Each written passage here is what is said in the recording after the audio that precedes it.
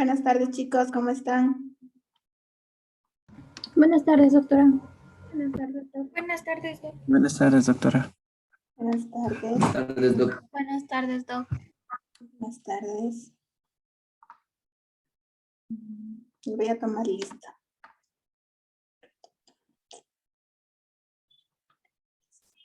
Ya. Ok. Aldas, Buenas tardes, Doc, presente. buenas tardes. Amaguayo, Buenas tardes, doctora, presente. buenas tardes. Arevalo, Buenas tardes, doctora. buenas tardes. Kangi, Buenas tardes, doctora, presente. buenas tardes. Chapla, Buenas tardes, doctora, presente. buenas tardes. Chagya, Buenas tardes, doctora, presente. buenas tardes. Escudero, Buenas tardes, doctora, presente. buenas tardes. Fiallos, Buenas tardes, Doc, presente. buenas tardes. Gallardo, Buenas tardes, Doc, presente. buenas tardes. Gallegos, Buenas tardes, Doc, presente. buenas tardes. Guamán, Buenas tardes, doc, presente. buenas tardes. Lombeida, Buenas tardes, Doc, presente. buenas tardes. Musuriaga, Buenas tardes, doc, presente. buenas tardes. Naranjo, Buenas tardes, Doc, presente. buenas tardes. Novillo, Presente, doctora, buenas tardes. buenas tardes. Orozco, Presente, doctora, buenas tardes. buenas tardes. Palacios, Buenas tardes, Doc, presente. buenas tardes. Parra, Buenas tardes, Doc, presente. buenas tardes. Portero, Buenas tardes, Doc. Presente. buenas tardes. Solís, Buenas tardes, doc, presente. buenas tardes. Suárez, Buenas tardes, doctora, presente. buenas tardes. Listo, no falta nadie. Me dicen dónde nos quedamos la última vez, por favor. Doc, disculpe, no sé si se acuerda, pero yo tenía que dar la lección. Ya, se cada 5 minutos más tarde o quiere dar enfrente de todo el curso. Eh, Mejor al final, Doc. Ya. Dígame dónde nos quedamos. Los músculos infrayoides. Radioideos en la acción que hacen, o sea, que ejercen juntos. Nos toca los suprayoides, ¿verdad? Sí, Doc.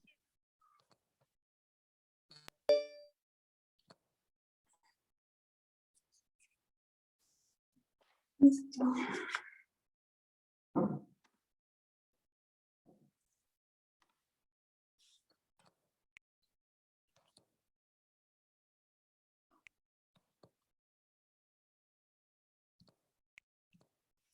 Ya.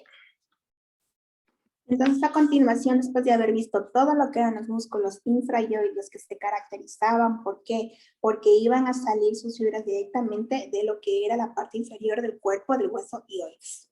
¿Ya? Ahora nos toca ver lo que son los músculos suprayoides, que en cambio estos van a tener como punto de referencia igual el hueso ioides, pero en la parte superior. Recuerden que el hueso ioides va a estar formado por un cuerpo, unas astas mayores y lo que son unas astas menores. ¿Ya? Y también van a tener como punto de referencia lo que es el hueso temporal, como ustedes pueden ver, la apófisis estiloides, y también tienen como punto de referencia lo que es el cuerpo de la mandíbula en su cara interna e inferior. ¿Está claro?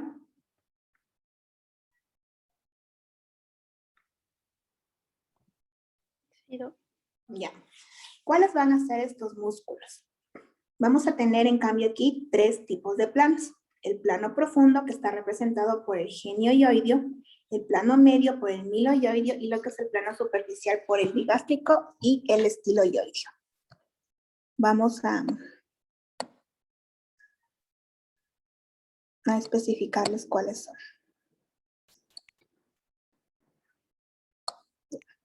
El miloioideo, que este músculo pertenece al plano medio. El digástrico, que este va a pertenecer al plano superficial.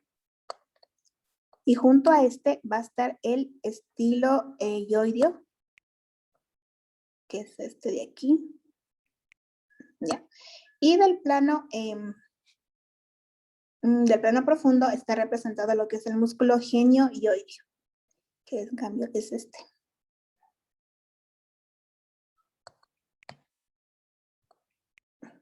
¿Sí? ¿Se entendió? Entonces, 3 planos. El plano profundo, el plano medio y el plano superficial. El plano profundo está representado por este músculo, que es el genioideo. Luego vamos a tener el plano medio, que está representado por el miloioideo, que es este de aquí. Y luego por el plano superficial, que es el digástrico, y el estiloioideo, que son estos dos. ¿Está claro la clasificación? Disculpe, Doc, ¿puede indicarnos de nuevo el plano superficial, por favor? A ver, tenemos lo que es el plano profundo, que está representado por el genioideo. Tenemos el plano medio, que está representado por el miloioideo. Y el plano superficial está representado por el músculo digástrico y al lado, paralelo a este, el músculo estiloioideo.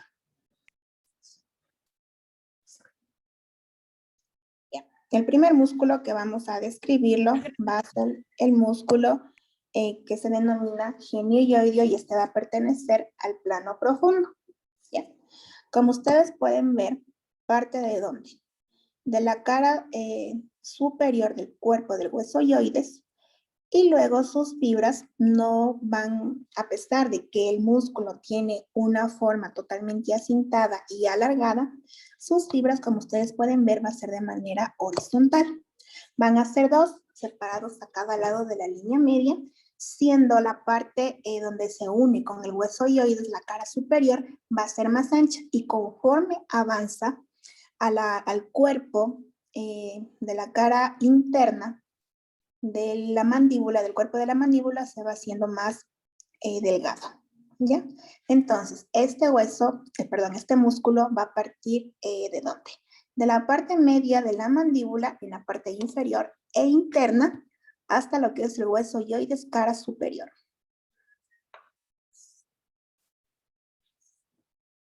En donde exclusivamente va a tener su inserción, porque no es lo mismo decir sus fibras van de tal lado a tal lado que su inserción. Su inserción lo va a hacer directamente en lo que es la espina mentoniana, es decir, esta partecita de aquí que nosotros podemos observar, justo aquí. Se denomina lo que es la espina mentoniana. Recuerden que este lado va a ser más corto en comparación al que se inserta en la parte superior del hueso ioides.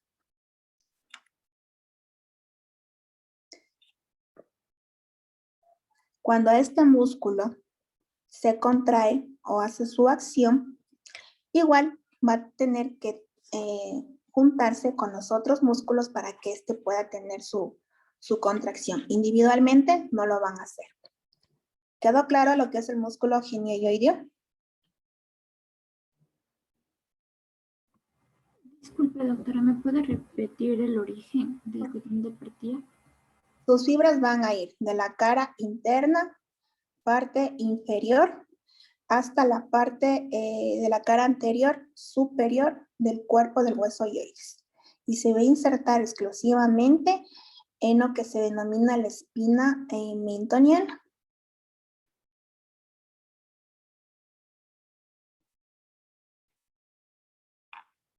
Disculpe, Doc, ¿en dónde terminaba? No sé si me puede repetir, por favor.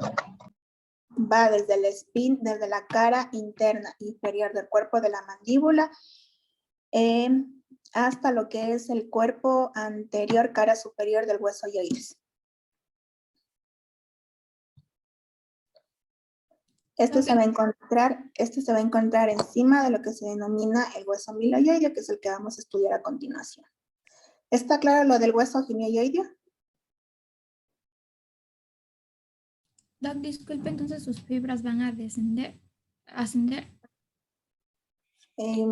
A ver, todo lo que es supraioideo o infraioideo toma como punto de referencia el hueso ioides, ya sea superior o inferior. Y de ahí se dirige a las diferentes partes dependiendo del músculo.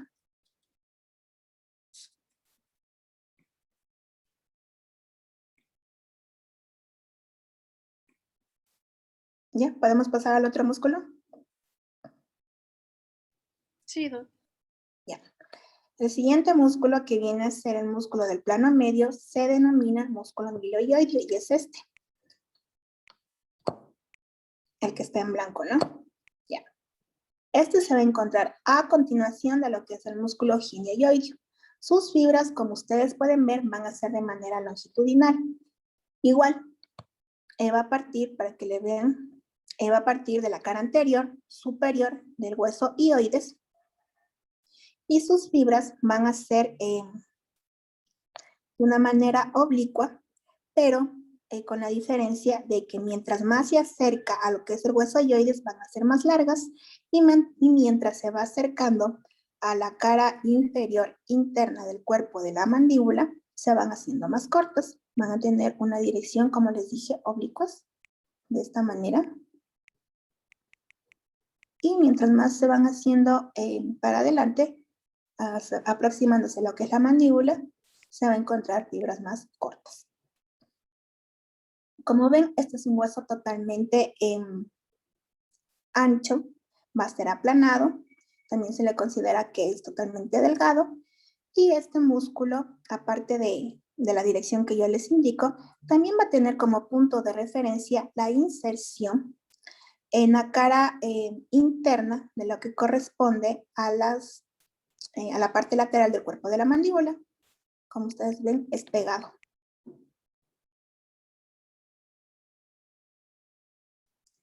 Luego va a tener, van a ser dos, ¿no?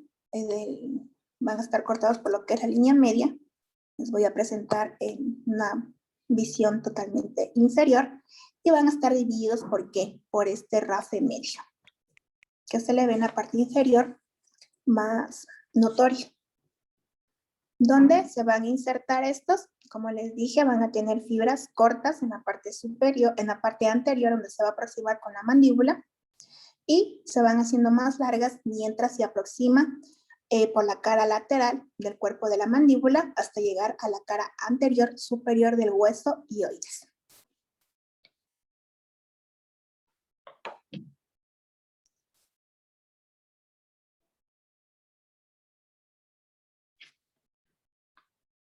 Y donde se van a insertar exclusivamente estos, este músculo se va a insertar en lo que se llama la sínfisis mandibular hasta lo que es el hueso hioides.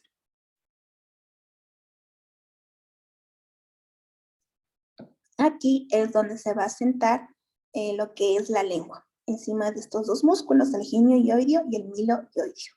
Y van a tener una relación anatómica de importancia, que son las glándulas salivales, que vienen a ser exclusivamente las glándulas sublinguales, es decir, las glándulas que se encuentran debajo de la lengua en el momento que el paciente saca la lengua. Entonces ahí hay unas pequeñas glándulas, y recordemos que la función de las glándulas salivales es proporcionar o secretar lo que es la saliva para que la boca se mantenga húmeda, para los procesos de la masticación, para los procesos del habla y para los procesos de la fabricación del bolo alimenticio.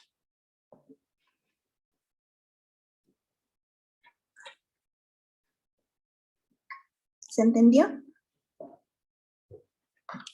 Doc, y disculpe, cuando se realizan las perforaciones, ¿estas glándulas van a sufrir alguna atrofia? Yo he visto perforaciones a nivel del...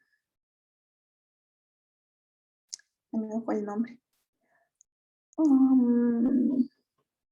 Debajo de la lengua nosotros tenemos un ligamento, que de acuerdo, a veces los niños nacen con esta patología de este ligamento, digámosle así, no recuerdo el nombre, se me fue, corto, no permite la buena articulación de las palabras. Entonces el niño comienza a hablar tartoso. Se hacen las perforaciones no en el músculo, sino se hacen justo en este ligamento. Que si nosotros elevamos la lengua, vamos a tocar lo que es este ligamento. No lo van a hacer en el músculo porque, como ustedes ven, los músculos son planos, son delgados. Y ya meterse a perforar un músculo ya es cosa seria. Sí. Si me acuerdo el nombre, ya les digo. No se llama ¿Se entendió? frenillo. No se llama frenillo de la lengua. Frenillo, exacto, el frenillo. Tenemos el frenillo lingual y lo que es el frenillo labial. El frenillo lingual, yo he visto que ahí se saben hacer las perforaciones, pero no sé si ustedes les dije, hay un artículo que mientras más perforaciones tiene el paciente o el ser humano, es más propenso a bajar lo que es su sistema inmunológico. Gracias por el nombre. ¿Está claro lo que es el miloyoide? Podemos pasar al siguiente músculo. Doc, ¿me podría volver Tengo a una repetir? consulta, una pregunta. Dígame. ¿Qué pregunta? Ninguna. Pasamos al siguiente músculo.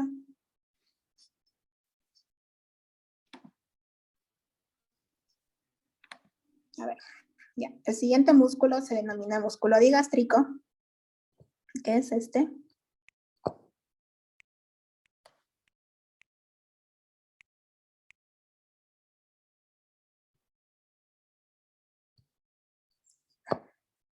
Para que lo vean de una mejor manera. Es este y este. ¿Sí? Este, como ustedes pueden ver, es un músculo totalmente largo. Es todo esto, ¿no? Es un músculo totalmente largo, es delgado, va a ser aplanado y se lo considera de una manera acintada. Este se va a dividir en dos, un vientre anterior y un vientre posterior. Entonces tenemos el vientre anterior del digástrico y el vientre posterior del digástrico. Y estos van a estar unidos por una parte blanca de color blanco nacarado, que es esta que se va a denominar lo que es el tendón intermedio. ¿A qué músculo, por sus características que estoy nombrando, de vientre anterior y vientre posterior, se parece? A un músculo de los infrayoides. Homoyoideo. Homoioideo.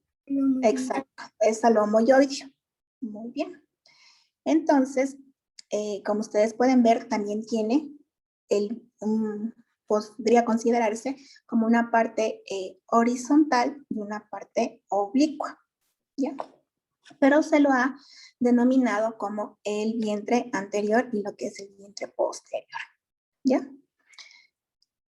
¿De dónde a dónde va a partir este músculo? Primero va a partir de lo que todos los músculos suprayoideos están partiendo, que es de la parte anterior, de la cara anterior superior del cuerpo del hueso yoides, ¿ya?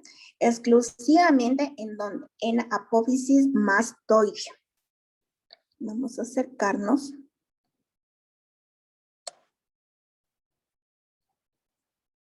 Aquí. ¿Sí? Justo en apófisis mastoides. ¿A qué hueso pertenece la apófisis mastoides? Exacto. De ahí sus fibras, ¿qué dirección van a tener? Van a tener sus fibras una dirección totalmente descendente y oblicuas para irse a juntar con lo que es el tendón intermedio, y de ahí sus fibras van a tener una dirección totalmente horizontal para ir a terminar en lo que es la cara interna inferior del cuerpo de la mandíbula en su sector anterior. ¿Sí?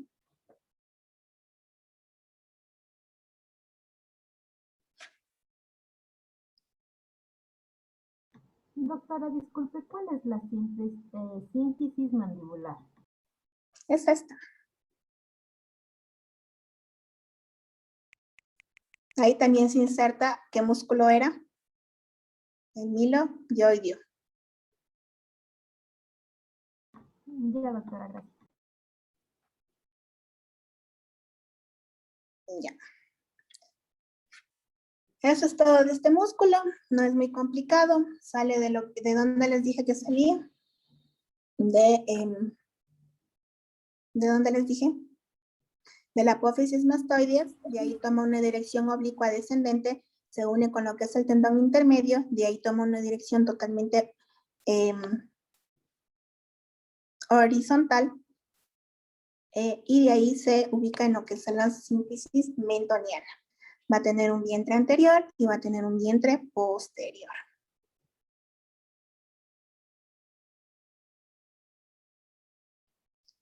¿Por dónde se va a unir este músculo digástrico? Al hueso hioides. Se va a unir exclusivamente por medio de su tendón intermedio. ¿Se la pueden visualizar? Ahí está. Este es el tendón intermedio.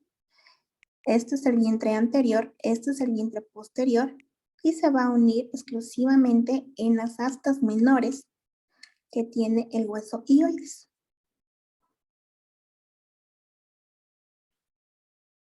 Tengo una pregunta, ¿cuál es la función o cuál vendría a ser la función de este músculo? Ya después vamos a ver por qué se activan en conjunto.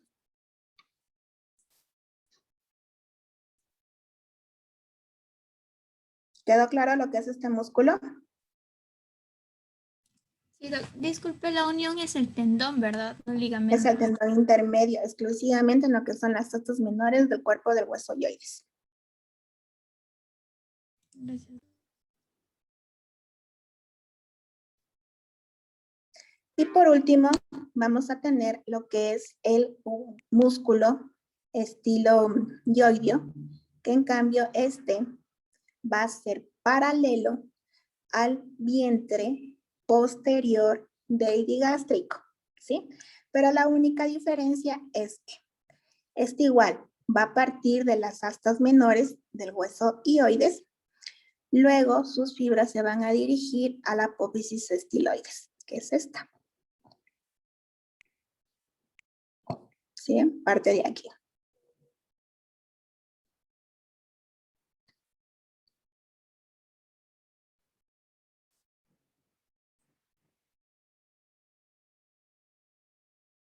Entonces se va a entrecruzar por medio del tendón intermedio del músculo digástrico, el músculo estiloioideo.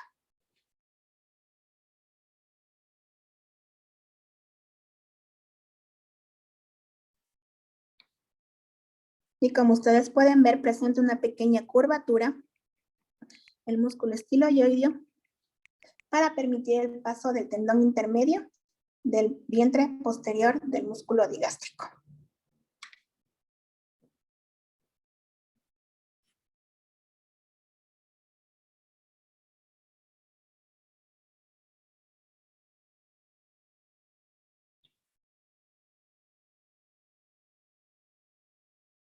Entonces, si yo le digo de dónde a dónde van el vientre posterior del músculo digástrico, usted tiene que ir que parte directamente del tendón intermedio que se ubica en las astas menores del cuerpo del hueso hioides y luego van a parar en la, ¿dónde les dije?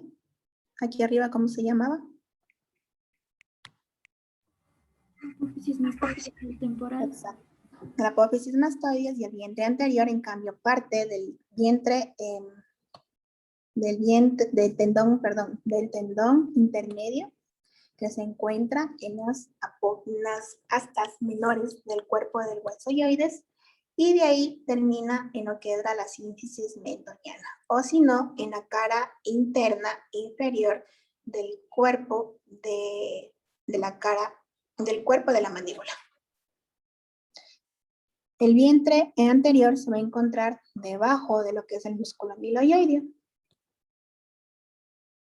Entonces, todos estos se denominan lo que son las inserciones hioides, lo que les acabo de decir.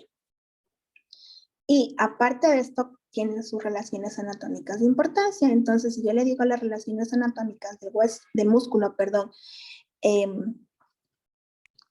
que es el genio hioideo, usted las relaciones anatómicas, ¿cuáles van a ser? El músculo amiloideo y también lo que es el cuerpo,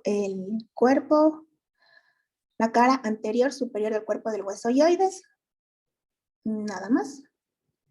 Y así ustedes pueden ir escribiendo, por ejemplo, las relaciones anatómicas del amiloideo viene a ser el músculo genioideo, la cara anterior superior del hueso hioides, la cara laterales inferiores del cuerpo lateral de la mandíbula Y también vamos a tener relación con lo que es el RAFE medio y también tenemos relación con el vientre anterior del músculo digástrico. ¿Está claro?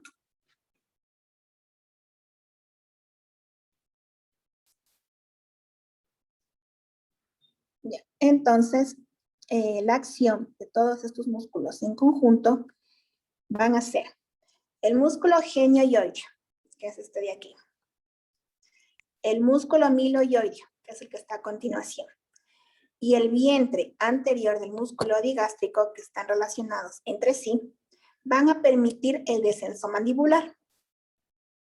Y el rato que permiten el descenso mandibular, van a permitir en cambio lo contrario, la elevación del hueso yoides. Pero para que haya este movimiento, se necesita tener diferentes puntos de apoyo. El uno, que tiene que ser directamente en lo que es el hueso, o en lo que es el hueso de la mandíbula, o el otro punto de apoyo si es el hueso hioides. Entonces repito, el músculo genioioideo, el miloioideo y el vientre anterior del músculo digástrico van a permitir el descenso de la mandíbula cuando el punto de apoyo es en la mandíbula. Y van a permitir lo que es el ascenso o la elevación del hueso hioides siempre y cuando el punto de apoyo sea directamente en el hueso hioides. ¿Y qué músculos me sobran? El vientre posterior del músculo digástrico y el músculo estiloioideo, que van a permitir solo el ascenso del hueso hioides, porque estos no tienen relación con lo que es el cuerpo de la mandíbula.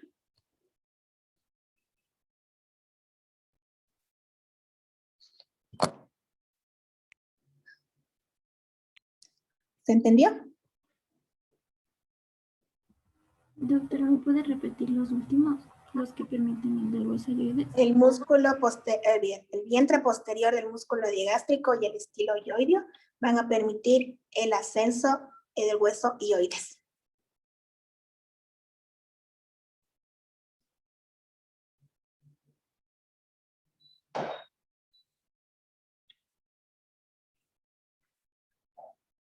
¿Quedó claro?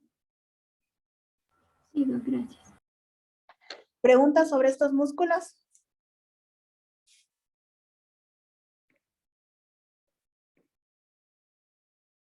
Listo.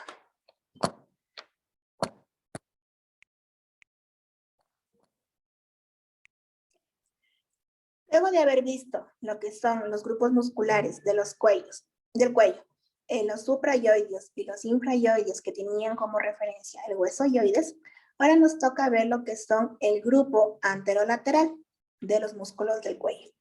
Anterolateral se llama así porque tienen músculos tanto en la parte anterior del cuello como en la parte lateral. El músculo que va a representar este grupo se va a denominar el esternocleidomastoideo, que para poder observarlo, nosotros vamos a eliminar el músculo platisma. Y es este de aquí. Entonces pertenece si lo vemos en la parte o en una vista anterior, lo vemos tranquilamente, y si lo vemos en la parte lateral, lo vemos de una manera completa.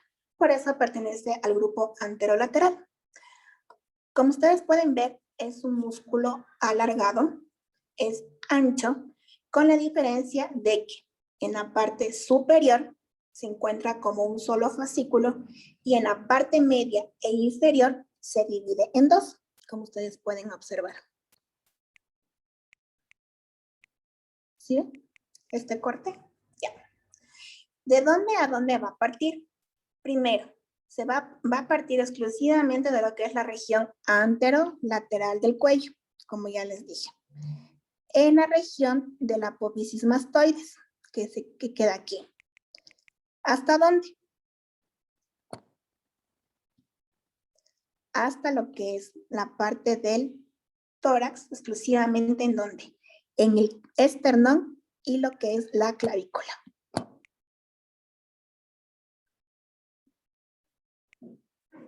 ¿Está claro?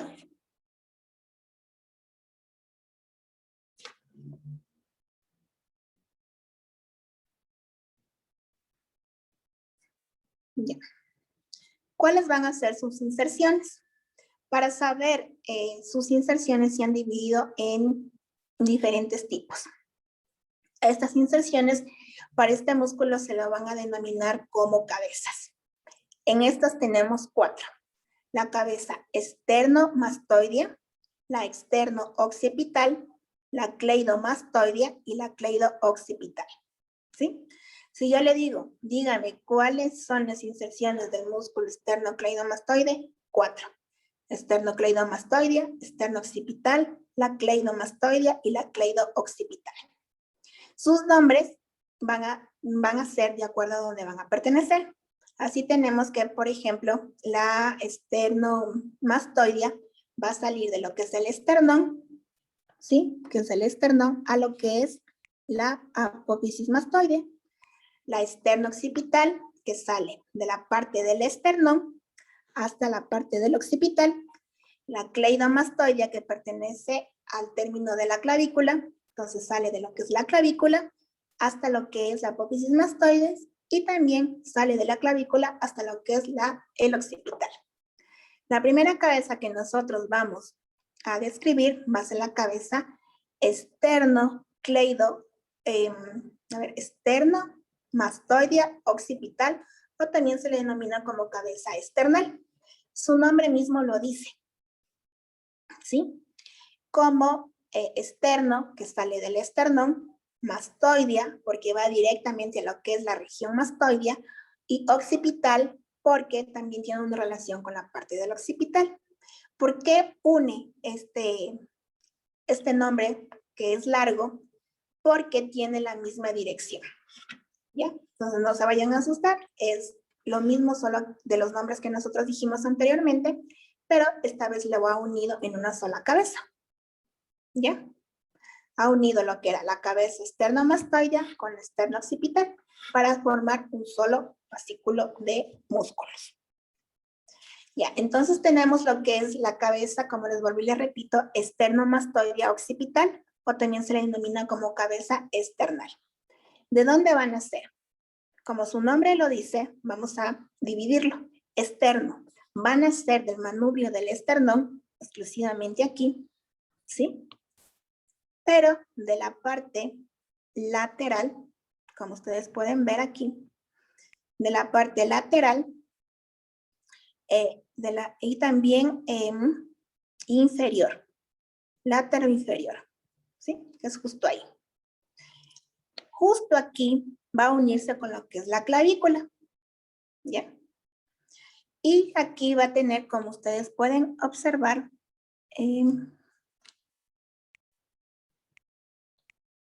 esta parte azul, que se le denomina que ahí tiene un tendón totalmente aplanado. ¿Ya?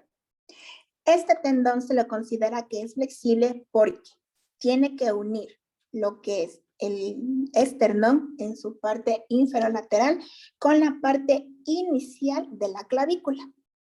¿Ya? ¿Hasta ahí está claro? Este ligamento generalmente generalmente los ligamentos van a formar o van a desencadenar lo que se denominan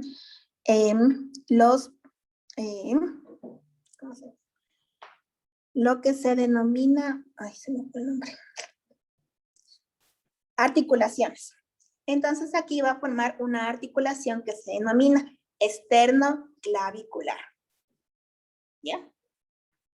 Y de aquí sus fibras van a dirigirse totalmente ascendente. Van a subir por aquí. Van a subir todo esto. Y volvemos al nombre, mastoidea occipital. Busca la región mastoidea y también a la región occipital, donde la región mastoidea se une con la occipital. ¿Ya? Estas son las partes terminales de esta cabeza externomastoidea occipital.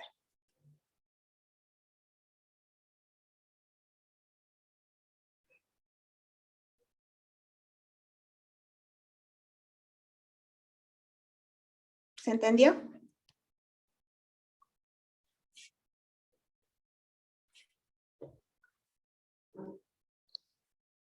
Ya, entonces tenemos como referencia dos partes terminales de esta porción. La una que lo va a hacer en la región mastoidea, ¿sí? Y la otra que lo va a hacer directamente en la línea externa de lo que es el hueso del occipital, ¿sí? Esas van a ser las dos inserciones de terminación.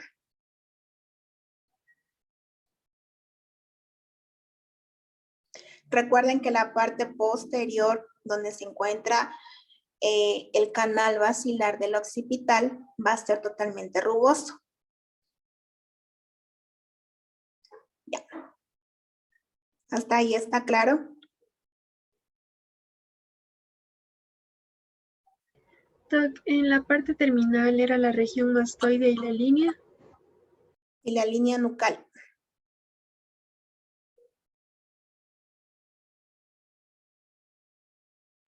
Tengo una preguntita. ¿Cuál es la interlínea esternoclavicular?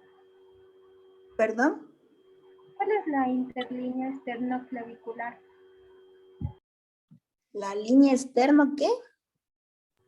Esternoclavicular. Línea, no les dije línea, les dije articulación si es esa.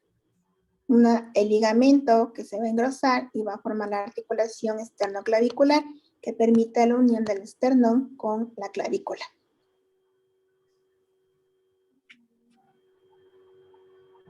Ya, doc. Es que en el libro decía que nacía desde la interlínea esternoclavicular. Yo les digo que es mejor un tendón para que ustedes sepan que el tendón o el ligamento a la larga se va a formar como una articulación. Ya, doc. Gracias. Ya. Como ustedes pueden ver, también muchas veces, como está aquí en la gráfica, se va a dividir en dos cabezas. La una que va a ser la esternomastoidea y lo que es la esterno-occipital. Simplemente va a terminar su punto en diferentes puntos de encuentro. ¿Ya? La siguiente cabeza que nosotros vamos a describir va a ser la cabeza cleido-occipital. Esta, por su nombre mismo me indica que va a salir de lo que es la clavícula, que es justo esta parte de aquí, y de ahí sus fibras se van a dirigir ascendentemente, ¿ya? Y van a terminar justo en la parte media para unirse a un solo cuerpo muscular. Igual van a terminar en la porción mastoidea, justo a lo que es el occipital. Va a subir todo esto. Y como su nombre mismo me indica, pues es cleido-occipital, desde la clavícula hasta el hueso occipital. Disculpe, en el occipital también se inserta en la línea nucal. Claro, la línea nucal es perteneciente a lo que es el hueso occipital. Queda más o menos, les daba de referencia el canal basilar, que es muy rugoso del hueso del occipital y es donde se va a encontrar el agujero occipital donde se va a insertar lo que son las primeras vértebras cervicales para tener ahí el alojamiento de la médula espinal. Gracias. Las características de esta cabeza, como ustedes pueden ver, va a ser delgada en comparación a la anterior. Y la última y la siguiente cabeza va a ser la cabeza cleidomastoidea. Su nombre mismo lo indica, desde la clavícula hasta lo que es la parte mastoidea. ¿Sí? Desde la parte de aquí, luego va a ascender, pero sus fibras vienen a terminar en lo que es la parte mastoidea. ¿Sí?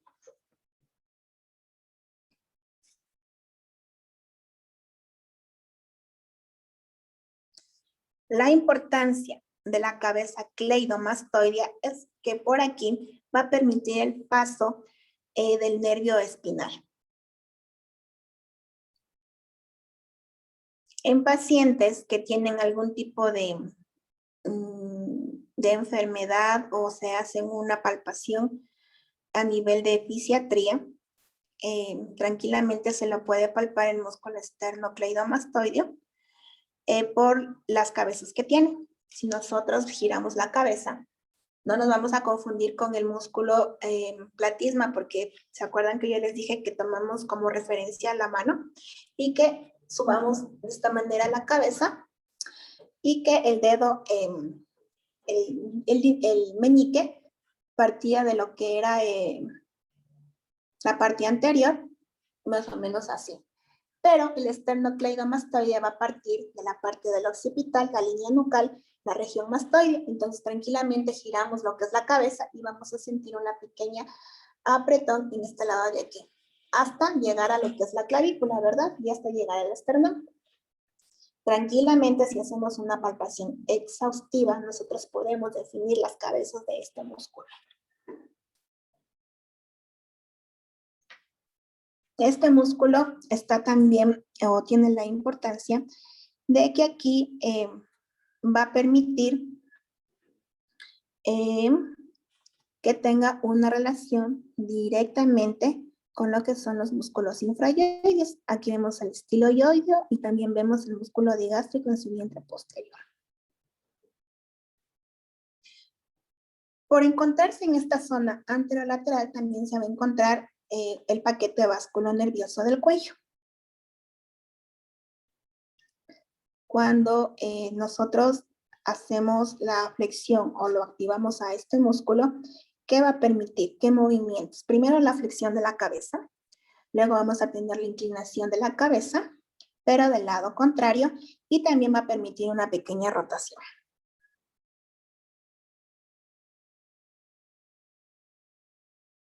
Rotación, flexión, inclinación. ¿De qué? De la cabeza.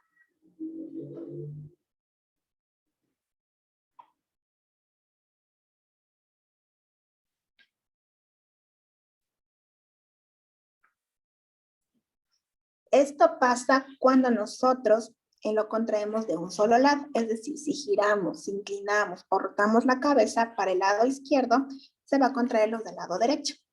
Pero cuando se activan los dos músculos, tanto del lado izquierdo como del lado derecho, este va a permitir una extensión excesiva, tomando como punto de apoyo lo que es la cabeza. Y como toma de punto de apoyo lo que es la cabeza para poder realizar una extensión excesiva, también va a permitir una elevación de lo que es el esternón, porque recuerden que tiene inserciones en el esternón, y también va a tener como referencia, aquí está cortado, ¿no? Pero aquí deberían ser la continuación de la costilla. Se eleva lo que es el esternón para arriba, se eleva lo que es la cabeza, el cuerpo. Estos están adosados a lo que es con las costillas y también funcionan como músculos inspiradores. En conclusión, la acción del músculo esternocleidomastoide, cuando se contrae de un solo lado, inclinación, rotación y flexión. Cuando se contraen los dos, hiperextensión excesiva de lo que es la cabeza, y también funcionan como cuando tienen el punto fijo o el punto de apoyo en lo que es directamente la cabeza, va a permitir la elevación del esternón y de la costilla, por lo que también se denominan músculos inspiradores.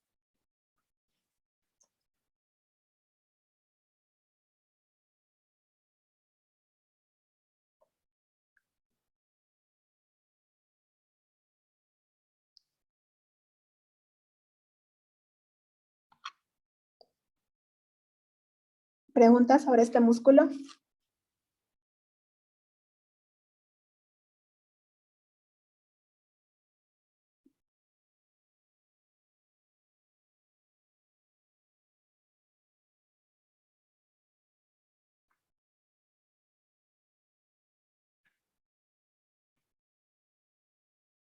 Doc, disculpe, son 3 cabezas las que vimos, ¿verdad? Sí, porque la una se unió con la otra. ¿Se acuerdan que hicimos una fusión? Gracias.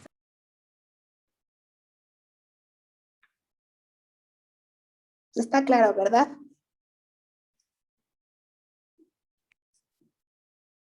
Doc, en este caso, ¿cuándo se podrían dar las distensiones? en una hiperextensión, por ejemplo, cuando hay un accidente automovilístico, por ejemplo, cuando el paciente no lleva lo que es el cinturón, permite hacer el movimiento del látigo. El látigo es así, va y viene. Entonces la columna hace ese movimiento, hace para adelante, y como tenemos la articulación de la cabeza que la permite rotar, hace que la cabeza se hiperextensione, permitiendo que ésta vuelva a rebotar para atrás, así como el látigo. Ahí se podrá provocar lo que es una hiperextensión, que esto es muy peligroso porque se puede desarticular la articulación atlanto-occipital. ¿Se acuerdan que nosotros veíamos? Que se formaba con el tubérculo de la primera vértebra cervical, a nivel del atlas. Ahí se formaba, hay una articulación que permite la unión de la primera vértebra con lo que es el canal basilar del occipital. Otra hiperextensión también se puede hacer cuando el paciente tiene una vida de deportista o no calienta bien, en gimnastas olímpicos o también en nataciones, porque en la natación se necesita un movimiento coordinado de rotación de la cabeza, inclinación y también movimiento de lo que es la columna vertebral. Gracias, Doc. ¿Alguna pregunta más?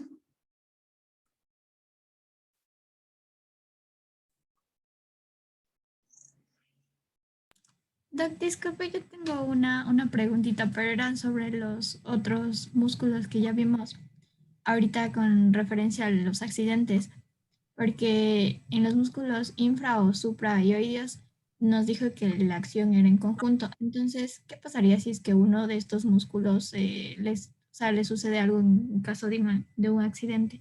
¿La acción también se vendría afectada? A ver, el músculo que acabamos de ver ahorita, que es el esternocleidomastoideo, tiene como referencias anatómicas los músculos suprayoides, pero para que estos músculos, los infrayoides o los suprayoides, se encuentren afectados en un accidente automovilístico, ya debería haber un accidente a nivel de la mandíbula, para que se pueda dislocar o a su vez alguna fractura donde se vean directamente afectados. Recuerden que estos músculos están internos, están cubiertos por musculatura, por huesos, ahí se podría haber afectado. Pero de ahí los primeros que son afectados son los músculos cutáneos, los que se encuentran en primer plano. Gracias.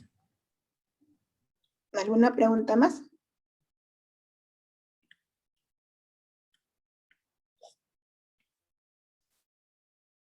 Ya. Luego de que ya hemos visto esto, nos corresponde ver lo que es los músculos de la región posterior del cuello, que son todos estos de aquí. ¿Ya? ¿Cuáles van a ser las características de estos músculos? Primero, como su nombre mismo lo dice, se va a encontrar en la parte posterior del cuello, que también se le denomina como nuca. ¿Ya? Y estos se van a diferenciar en diferentes planos. Cuando encontramos nosotros planos superficiales que están en contacto con la piel o también con el plano cutáneo, que es lo mismo, van a tener las características de que sus fibras van a ser muy largas. Mientras más profundo sea el plano, sus fibras van a ser más cortas. Miren, van a ser más cortas, yo voy sacando lo que son los músculos y van a ser más cortos. Vamos a volver a colocar lo que son los músculos y van a ser más largos. ¿Ya? Así tenemos que en la parte posterior del cuello vamos a encontrar planos profundos y lo que son los planos superficiales. ¿Cuáles van a ser los que se encuentran en el plano profundo? Vamos a tener directamente los que están relacionados con el esqueleto y con las articulaciones.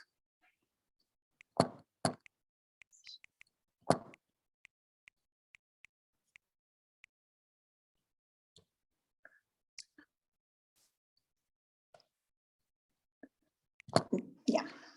Entonces, el plano profundo, relación con el esqueleto y lo que son las articulaciones. También vamos a tener un plano que se denomina el plano de los músculos espinosos y longísimo de la cabeza, que vendría a ser el segundo plano.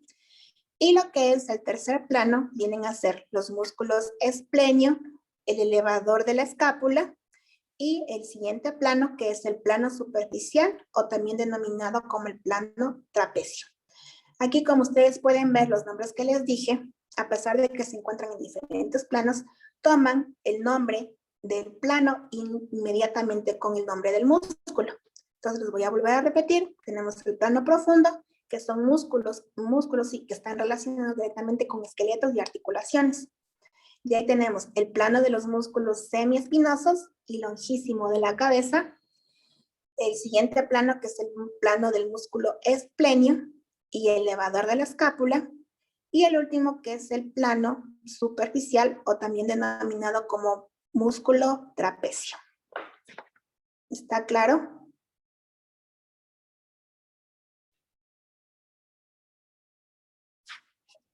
Los que se denominan el plano profundo, como ya les dije, relación con el hueso y relación con las articulaciones, ¿ya?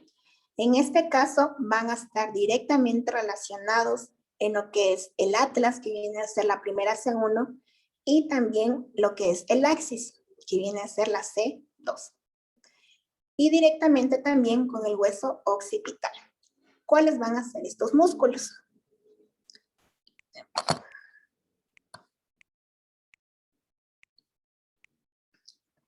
Vamos a tener el músculo recto posterior menor, el recto posterior mayor, los oblicuos superior de la cabeza, oblicuo inferior de la cabeza. También vamos a tener la porción cervical del músculo transespinoso y lo que son los músculos intraespinosos. Aquí tenemos el recto posterior menor de la cabeza.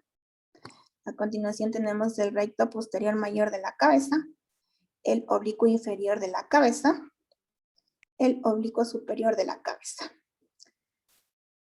¿Sí? El primer músculo que vamos a describir es el músculo recto posterior menor de la cabeza, que es este. Como ustedes pueden ver, van a ser muy cortos, van a ser de manera triangular, se dividen en dos, o van a ser, más bien dicho, dos, y van a estar separados por lo que es el ligamento nucal, que es este elemento que se encuentra de color blanco nacarado. Vamos a quitar para ver la forma. Tiene la forma totalmente triangular y todo este sector de aquí, como le denominamos como el canal basilar, ¿no? Aquí tranquilamente se encuentra lo que es la parte posterior de la nuca que corresponde al hueso del occipital. Y como les dije, si recordamos osteología, esta parte de aquí va a ser de manera irregular. ¿De dónde a dónde va a partir este? Se extiende desde lo que es el atlas hasta el hueso occipital. El atlas es la primera vértebra cervical que se denomina C1. Entonces tenemos aquí la C1, luego se dirige oblicuamente hasta lo que es el hueso del occipital. Va a ser corto, de forma triangular.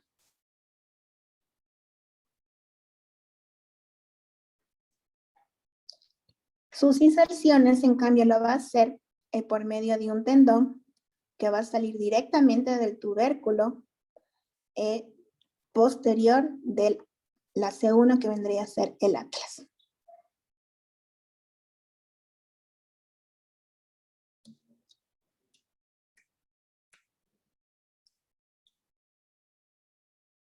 ¿Y dónde va a terminar? En lo que se denomina la línea nucal del hueso del occipital,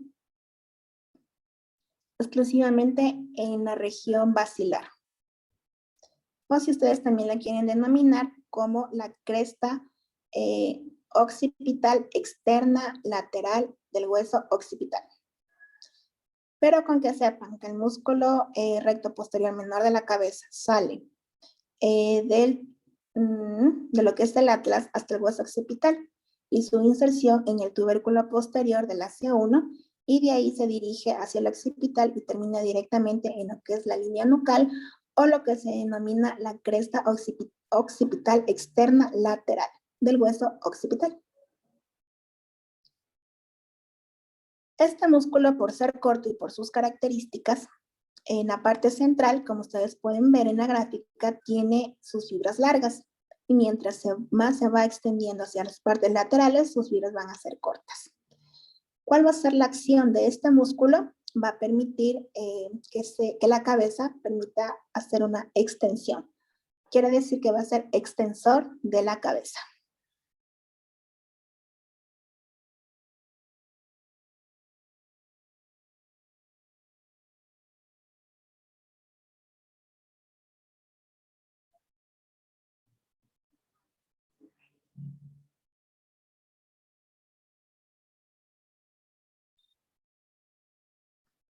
¿Se entendió?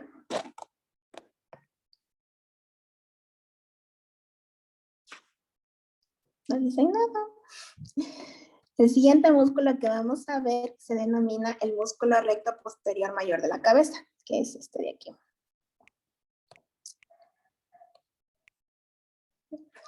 En referente a los otros, van a ser más largos. Y estos igual van a tener la forma triangular. ¿De dónde a dónde va a estar? Va a ir directamente de lo que es el axis hasta lo que es el cuerpo del hueso occipital. Es decir, de la C2 a lo que es el hueso occipital. Sus inserciones lo va a hacer por medio de... va a partir, más bien dicho, de lo que es la apófisis espinosa del atlas, que vendría hasta la segunda vértebra justo en este lado de aquí. Ahí se denomina lo que es la apófisis espinosa del axis, perdón, justo en lo que es la cresta media. Yo les pregunté algún rato si sabían los elementos que conforman cada vértebra y ustedes dijeron que sí. Entonces ahora es cuestión de que unan o se acuerden de lo que es osteología. Desde aquí sus fibras van a ser totalmente oblicuas y ascendentes, ¿sí? Para ir a terminar ¿en dónde? En lo que es la línea nucal del hueso del occipital. En la parte inferior, perdón, en la parte donde sale de lo que es la C2, sus fibras van a ser más delgadas y mientras más se va acercándose a lo que es la línea nucal del hueso occipital, va a ser más ancho. Igual que el otro, sus fibras en la parte media van a ser totalmente alargadas y mientras más se va extendiendo a las partes laterales, sus fibras van a ser más cortas. Y este músculo se lo considera que está entre los dos músculos rectos posteriores mayores, entre estos músculos de aquí. El músculo recto posterior menor de la cabeza y lo que es el músculo oblicuo inferior de la cabeza, justo en la parte media. ¿Se entendió? Y para la acción de este músculo, también permite ser extensor de la cabeza y también permite la rotación de la misma, pero hacia el lado contrario. Una rotación así y una rotación así. Cuando sea una rotación completa, pues ya intervienen otros músculos.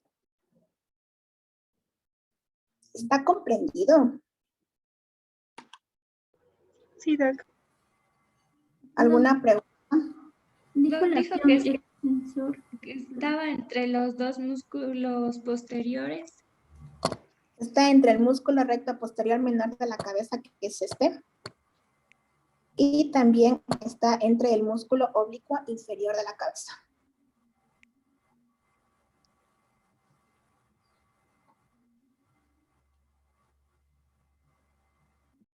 Ya, Doc, gracias. ¿Alguna pregunta más? Doc, disculpe, cuando nos referimos a extensor de la cabeza, ¿a qué dirección se mueve? Hacia adelante. No hacia atrás. ¿No se acuerdan de educación física en el colegio? Extienda la cabeza. Inclina la cabeza. Muchas gracias, Doc. ¿Alguna pregunta más?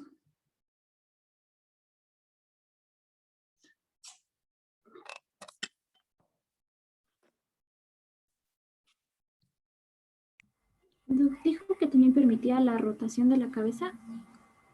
Sí, pero hacia el lado contrario. Ah, ya.